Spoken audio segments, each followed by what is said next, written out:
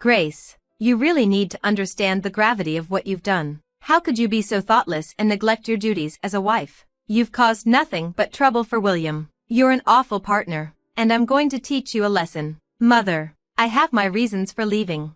Your reasons don't matter. We're moving into a better apartment soon. If you want to live with us, I'll let you know where it is. I'm sure my mother-in-law is clueless for now. That's fine by me. I'll pass. Thank you.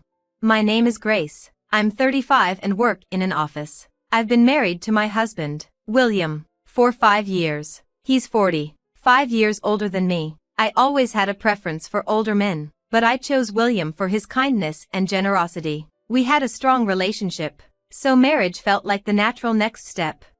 For a while, our marriage was steady, but soon, unforeseen problems began to creep into our lives. I lost my job, and shortly after, William was let go as well. His company had to downsize due to the recession. I never imagined this could happen, especially since William worked for a reputable firm. I thought our finances were secure for life, but nothing is truly guaranteed. We quickly fell into financial hardship. While I had been a stay-at-home wife, I decided to rejoin the workforce. Luckily, my former employer rehired me to fill a position left vacant by someone on maternity leave. Having some income provided relief, but it wasn't enough. William struggled to find stable employment, and as a middle-aged man, his job prospects were slim. He eventually took on part-time labor jobs, earning roughly $700 a month. Combined with my modest salary, we were barely scraping by. William, the rent here is too much. Shouldn't we move somewhere more affordable? Reducing our expenses would help. We had been used to a comfortable lifestyle, living in a nice apartment without financial worries. But now, our circumstances had changed, and I felt downsizing was a smart move. William, however, didn't agree. No, we're not moving. Why not? A smaller apartment could ease the burden. What's the harm in being honest with your mom about our situation? Don't even think about telling her I'm unemployed. William snapped. With what we both earn, we can manage the rent. Just leave it at that. I was stunned. His pride seemed more important than improving our lives. You'd rather keep up appearances than do what's best for us? Even if we pay the rent, we can't save anything. Moving is the practical choice. But William refused to listen, and I had to drop the subject. Our financial struggles persisted. One evening, William made a remark that pushed me to my limit. This is all we're having for dinner? We used to eat much better. Just because you're working now doesn't mean you can slack off on your duties at home. His comment infuriated me. I'm doing the best I can. If we moved to a cheaper place, we'd have more money for food. Or maybe you could earn more so we wouldn't have these problems.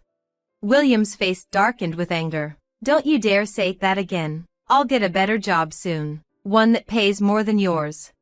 Though his determination seemed promising, his actions didn't back it up. He kept working part-time and didn't pursue additional training or certifications. Rejections at job interviews piled up, and he eventually stopped trying altogether. His pride remained intact, but my hope dwindled. Meanwhile, my mother-in-law's constant calls only added to my stress. Despite knowing I was at work, she would call repeatedly until I answered. Her demands and high-pitched complaints were exhausting. Why didn't you answer earlier? She asked sharply. I was at work, Mother. I've told you that before.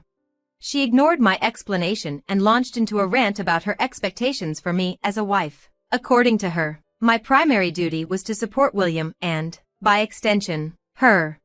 You haven't visited me recently. What's going on?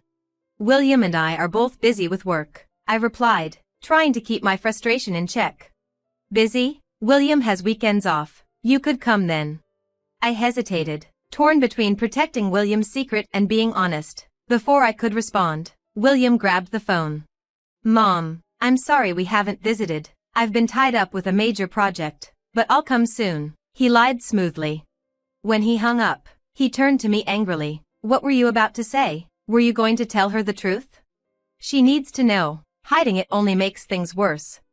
Don't say another word about it, he warned. I'm the one keeping us afloat. You should be grateful. His words stung. I was working full-time, managing the house, and enduring criticism from both him and his mother. I couldn't take it anymore. One day, I decided to leave. I packed a bag and went to my parents' house, seeking refuge and clarity. My parents, seeing my distress, advised me to consider divorce. Still, I hesitated. I loved William and didn't want to give up on our marriage without exhausting every option, but his pride and inaction were wearing me down. After a week away, William called me. "When are you coming home?" he asked. "Where's my mail? I won't be home for a while, so you'll need to take care of the house while I'm away. Don't be absurd. Just come home and handle the chores yourself." "No, I won't. You know how tough housework is. You can take care of the cleaning, laundry, and cooking. Do everything. It's crucial for you to understand just how challenging it is for me to juggle work and housework." I made it clear I wasn't coming back and ignored William's repeated calls. Staying at my parents' place felt so comfortable. For the first time in ages, I could share the chores with my parents. My mom would often say, "You must be exhausted," and she made delicious homemade meals. I was so grateful not to have to do anything, just enjoying food being brought to me. After about a week, I started to think I might stay longer, but the commute was too far, an hour and a half each way. It wasn't practical, so I decided it was time for William to understand how difficult housework is. I came back, worried the house would be a mess, but it was cleaner than I expected. Still, something didn't feel right. When I checked William's room, I noticed his clothes and suitcases were gone. I assumed he'd gone to his mother's, so I called him. "Why are you calling me now? Where are you?" "I'm at my parents' house." "You didn't go to your parents' place right after I left, did you?" "Yes, I did." "What's your point? It makes no sense. You shouldn't have left in the first place. I'm upset and not going back to that house." "What do you mean?" "I'm moving in with my mom. I'm getting a new apartment." "I don't understand what you're talking about." I was stunned when the voice on the other end suddenly changed. "Grace, do you know what you've done? How can you abandon your duties as a wife and make things harder for William? You're a terrible wife. I'm going to teach you a lesson." "Mother, I have my reasons for leaving." "That doesn't matter. We're moving to a new, better apartment. If you want, you can join us. I'll tell you where it is." I'm sure my mother-in-law hasn't figured it out yet. Well, I'm glad she hasn't. "No, thank you." My immediate rejection shocked my mother-in-law. I was resolute in my decision not to move. "Are you serious? If William is living with me, then unless you come here, you'll have to be on your own. You can live by yourself, can't you? You've been relying on him all this time." "Don't worry, I can manage just fine on my own. If we're not living together, then there's no reason to stay married. I'm divorcing him." The mention of divorce shocked both my mother-in-law and William on the phone. My mother-in-law said, "Grace, we don't need to talk about divorce. I can't stay married to him. I need to get rid of a terrible husband like him as soon as possible." When I said that, my mother-in-law became angry. "How dare you talk about William like that? We don't want your kind of life either. So fine, William, just get the divorce." "No, I'll take care of the divorce papers. You'll regret this." "It's too late for apologies." "Same to you." The call ended. I assumed my mother-in-law and William would show up with the divorce papers soon. I was relieved things were unfolding as I hoped. I was grateful that William wasn't willing to change and had gone back to his mother's place. It made my decision to move on easier. If he wasn't going to improve, there was no reason to stay. I packed up my things and waited for my mother-in-law to arrive. A few hours later, she showed up. "Oh, William's not here." "He doesn't need to be. Go ahead. I had him fill out his part already. You just need to finish yours quickly." She handed me the divorce papers. I noticed William's section was written in shaky handwriting, like he was reluctant. My mother-in-law started ranting. "William is such a wonderful man, even with a terrible wife like you. He was hesitant about the divorce. I'll never forgive you for causing trouble for such a great man. I hope you live badly and regret it." While I filled out my section of the form, my mother-in-law kept yelling at me. William's pride had stopped him from telling his mother the truth until the end. What a pathetic man he is. "What happened to your house? I saw it." "Well, if you want to come back, there's no place for you." "No, I won't." "How much did you sell it for?" "It was old, so it must have been cheap."